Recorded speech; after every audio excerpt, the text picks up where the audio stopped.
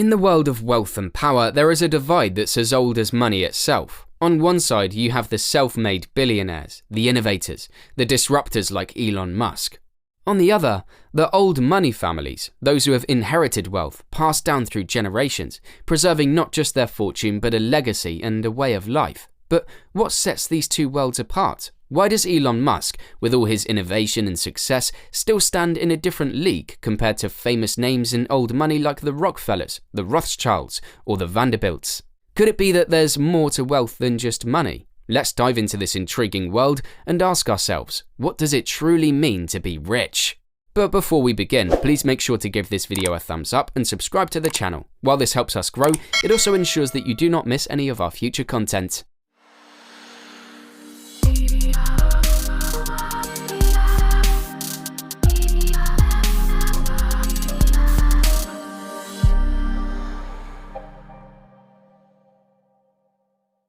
Old money is not just about having a lot of it, it's about the legacy, the history and the social standing that comes with it. It's a term that describes families who have maintained their wealth over generations, often stretching back hundreds of years. These families didn't just stumble upon a gold mine, they built empires. They've been through wars, economic downturns and social upheavals, yet their wealth has not only endured, but often increased.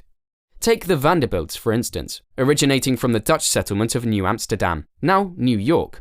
The Vanderbilt family made their fortune in the shipping and railroad industries. Cornelius Vanderbilt, the patriarch, was a shrewd businessman who knew how to capitalize on opportunities. Fast forward to today and you'll find descendants like Anderson Cooper, a renowned journalist, who inherited a part of this legacy. Then there are the Rothschilds, a family synonymous with banking and finance. Mayer Amschel Rothschild, born in Frankfurt's Jewish ghetto, laid the foundation for a banking empire that would span continents. The family's influence in global finance is so profound that conspiracy theories have spun around them. The Hearsts, another old money family, have their roots in media and publishing. William Randolph Hearst, the founder, was a media mogul whose influence extended to politics. Today, his descendants manage the Hearst Corporation, which has diversed into various sectors, including digital media. The Gettys, known for their oil wealth, are another example. J. Paul Getty was notoriously frugal but incredibly successful in the oil industry. His descendants have continued to manage the family fortune, which includes investments in various sectors. But what truly sets these families apart from the likes of Elon Musk is not just the amount of money, but the way it has been managed and passed down through generations. They have diversified their portfolios, invested in various industries, and maintained a low profile, avoiding the flashiness often associated with new money. Their wealth is not just financial, it's social and cultural capital. Old money families have also played a role in shaping income inequality, as highlighted by the World Income Inequality Report 2022. The report states that the top 10% globally earn more than half of the global income, a trend that has been ongoing since the 1970s. These families have been part of institutions that have kept inequality low, such as minimum wage, unions, taxes, and regulations. The new money, Elon Musk's world. In contrast, Elon Musk, the CEO of Tesla and SpaceX, represents the epitome of new money in today's world. Unlike traditional wealth, which often comes from family fortunes or long-standing businesses, Musk's wealth is a result of innovation and risk-taking in emerging industries. Elon Musk, born in Pretoria, South Africa in 1971, is a man of many contrasts. His mother, May Husk, is a professional dietitian and model, while his father, Errol, is a complex figure with whom Musk has a troubled relationship. The divorce of his parents when he was just 9 years old was a pivotal moment in his life. Choosing to live with his father, Musk soon realized it was a decision he'd come to regret. At the tender age of 12, Musk sold a simple computer game called Blaster for $500, showcasing his early knack for entrepreneurship. However, his school days were far from smooth. He was bullied so severely that he was once hospitalized. Despite these challenges, Musk was a prodigy in computer programming. At 17, he scored so high on a university-level aptitude test that he had to retake it because the examiners couldn't believe his score. Musk then moved to Canada and later to the United States for his education. He attended the University of Pennsylvania, where he earned degrees in physics and economics.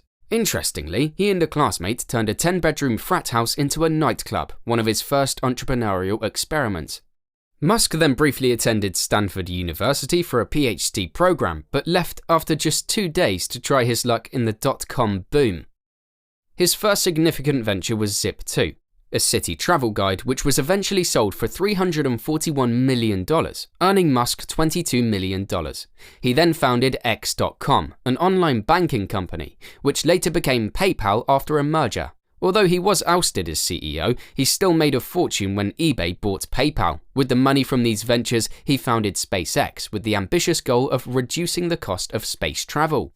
Musk's journey wasn't without its share of struggles. In 2008, he was on the brink of bankruptcy. Both Tesla and SpaceX were failing, and Musk was living off personal loans. However, a $1.5 billion contract from NASA for SpaceX and an influx of investors for Tesla saved him. His wealth skyrocketed in the following years, making him the richest man in the world in 2021. The culture of innovation versus preservation.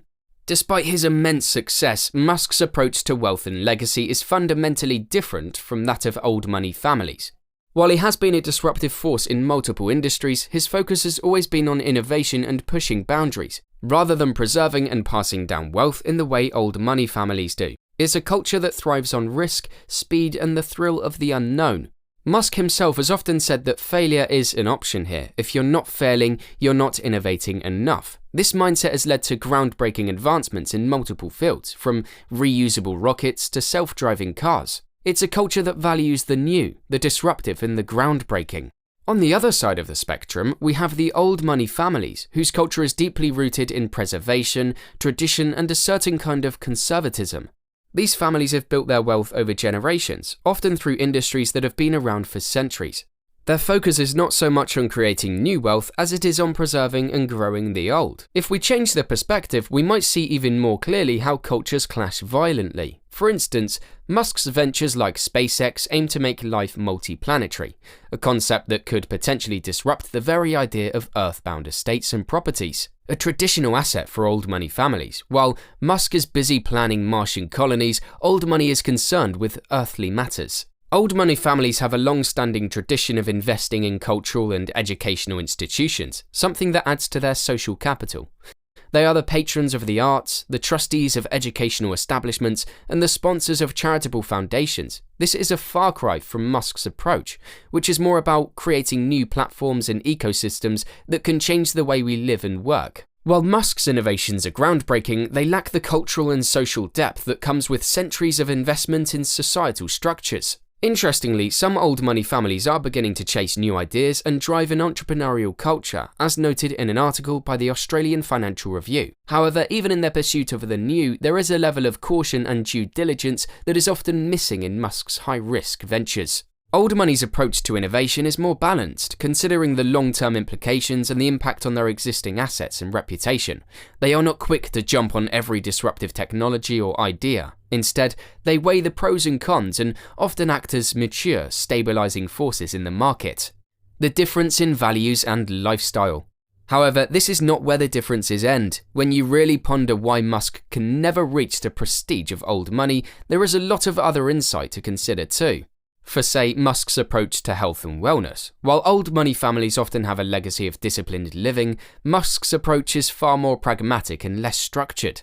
He's been candid about his dislike for exercise, stating in interviews that he wouldn't exercise at all if he could. Musk's diet is also more about convenience and taste rather than long-term health benefits. He has mentioned that if he could avoid eating to work more, he would. That is far cry from the old money families who often have personal trainers and nutritionists to maintain their well-being. Musk's work-life balance, or lack thereof, is another area where he diverges sharply from old money norms. He has been known to work 80 to 90 hours a week, a schedule that leaves little time for leisure or family. Old money families, with their generational wealth, have the luxury of time. They can afford to take vacations, engage in hobbies, and spend quality time with their families without worrying about the next business deal.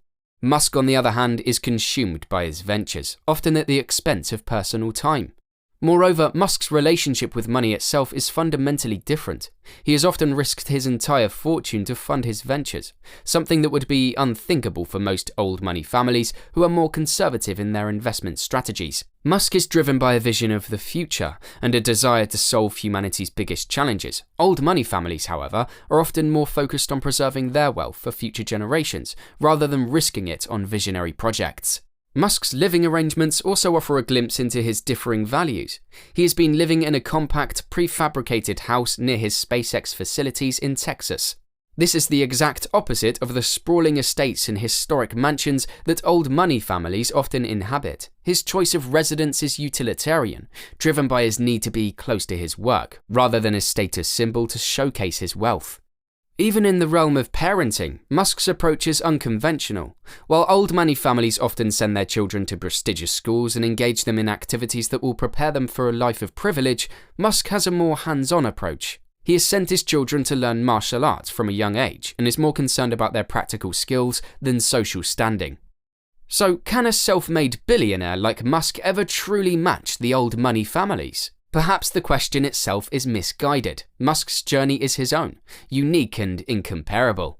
This brings us to the end of the video. If you liked it, please consider subscribing and sharing so we can keep bringing more content like this. See you next time.